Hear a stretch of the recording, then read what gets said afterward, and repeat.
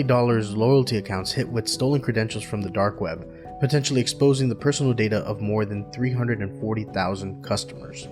So, before we dive into it, before we go further, credential stuffing.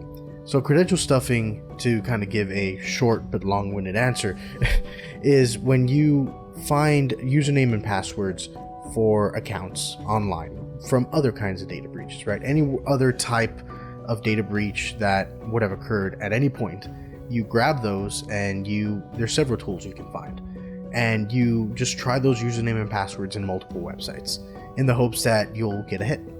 And what that means is, if you're able to log in and they don't have something like two-factor authentication set up, two-factor, where usually either you have an app or you get a text message, and what'll happen is they'll get a hit and now they can steal any information that's in there. So, going through the article, Texas-based soup and sandwich slinger Jason's Deli is alerting members of its Deli Dollars rewards program that their personal data was potentially exposed in a credential stuffing attack.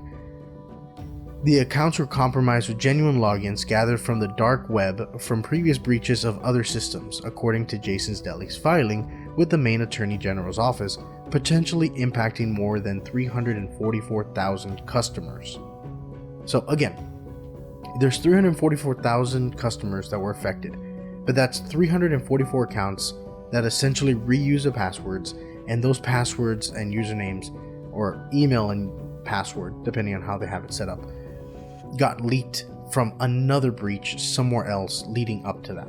Whether that was a week ago from the attack, a month, 6 months, this happened at some point, and they either reused the passwords heavily or they reuse it and they don't reset their passwords often.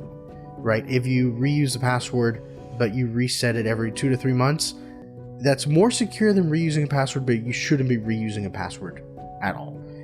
Ideally, something like a password manager or multiple passwords for multiple websites and don't reuse it is the best way.